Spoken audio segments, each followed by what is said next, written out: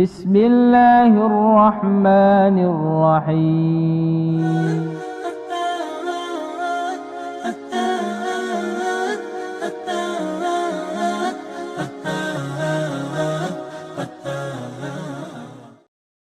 Allah Subhanahu wa ta'ala memiliki sifat, yaitu al-haya, artinya hidup. Artinya apa? Hidup. Allah itu hidup apa enggak, Pak? Bu, akhwat, ibu-ibu, Allah hidup apa enggak? Mana dalilnya Allah itu hidup? Tidak boleh kita manggil Allah kecuali ada dalil. Kita menamai Allah zat yang maha hidup. Benar yang saya tanyakan, mana dalilnya bahwa Allah maha hidup? Ayat kursi. Sampai sudah hafal ayat kursi, cuma enggak sadar kalau itu dalilnya. Allahu la ilaha illa huwal hayyul qayyum. Allah adalah zat yang tidak ada berhak disembah selainnya, Al-Hayyu, yang maha hidup. Berarti Allah mempunyai sifat hidup. Setuju? Nah, saya mau tanya, manusia punya sifat hidup apa enggak? Punya. Kita hidup. Kalau enggak hidup, kita enggak di masjid ini, di kuburan semua. Ya, berarti kita hidup, kan gitu. Tetapi hidupnya Allah berbeda dengan hidupnya makhluk. Hidupnya Allah tidak didahului dengan ketiadaan. Paham? Hidupnya Allah tidak didahului dengan ketiadaan. Tidak seperti hidupnya kita. Hidupnya kita dilalui dengan ketiadaan. Saya mau tanya, akhwat, kira-kira tahun 1800 Anda ada di mana? Tidak ada. Karena hidupnya kita didahului dengan ketiadaan. Ya, dan hidupnya Allah tidak disudahi dengan kematian. Betul? Berbeda dengan hidupnya manusia. Ya, kita ini dimulai dari ketiadaan dan diakhiri dengan kematian. Berbeda dengan hidupnya Allah. Berarti kesamaan nama tidak melazimkan kesamaan sifat. Tidak melazimkan kesamaan hakikat. Thayyib. Orang-orang selalu mengatakan Anda ini menetapkan Allah punya wajah, Allah punya hidup, Anda ini menyerupakan dengan makhluk. Mereka ngomong seperti itu. Kita katakan, Mas, tolong dipegang erat-erat omongan saya, Mas, bahwa, perhatikan, bahwa al-ittifaq fil asma la yastalzim al-ittifaq fil musammayat. Kesamaan nama tidak melazimkan kesamaan yang dinamai, kesamaan hakikatnya. Contoh, Allah Subhanahu wa ta'ala berfirman dalam surat An-Nisa ayat 58. Ditulis penting ini.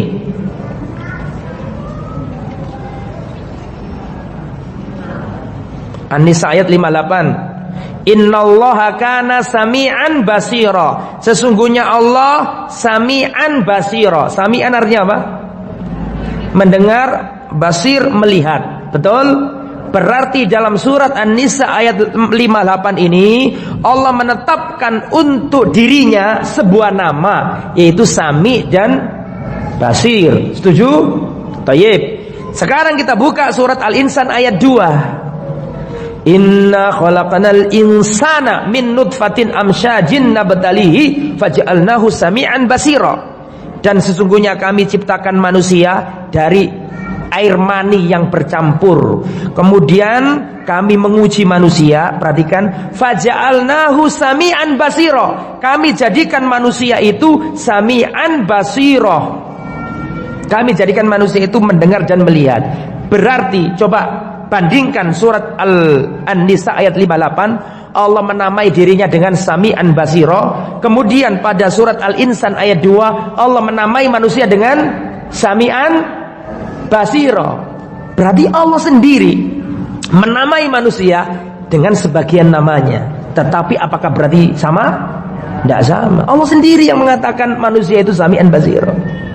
Seperti lagi perkataan Nabi Isa, ta'lamu ma fi nafsi wa la a'lamu fi nafsik. Ya Allah, kau tahu apa yang ada pada nafsiku. Nafsi artinya apa? Diriku. Dan aku tidak tahu apa yang ada pada nafsika, yang ada pada dirimu. Berarti menurut ayat ini Nabi Isa berkata kepada Allah bahwa Nabi Isa punya nafas, yaitu diri. Allah juga punya nafas diri. Paham saya? Ta'lamu ma fi nafsi wala a'lamu fi nafsik. Ya. Lahdha sebentar. Surat Al-Maidah ayat 116. Ditulis ya. Nabi Isa mengatakan, ta'lamu ma fi nafsi, ya Allah kau tahu apa yang ada dalam nafsi diriku, wala a'lamu ma fi nafsik, dan aku tidak mengetahui apa yang ada pada nafsik, yaitu dirimu. Berarti di dalam ayat ini Nabi Isa menetapkan untuk dirinya nafs, dan Nabi Isa juga menetapkan Allah punya apa? Nafas. Apa artinya nafas tadi? Diri. Paham sampai sini ya? Apakah Nabi Isa ditegur sama Allah?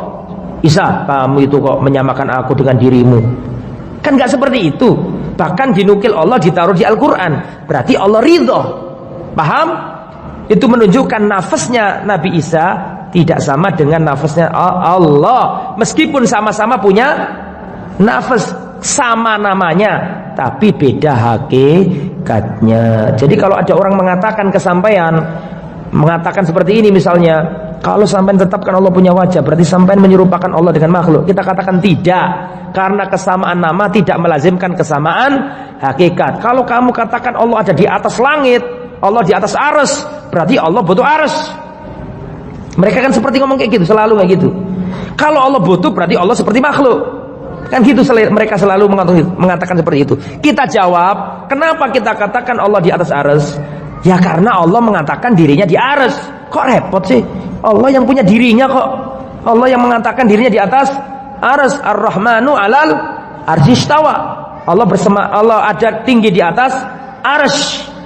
Ya kita mengimaninya. Loh, tapi nanti kalau Allah bersemayam, Allah berarti Allah sama dengan makhluk. Loh, saleh dhewe kok kon podokno. Wong kita gak memodokkan dirinya Allah dengan hamba kok. Ngerti mempodokan, menyamakan sampai campur Surabayaan mbek bahasa Indonesiaan. Ya.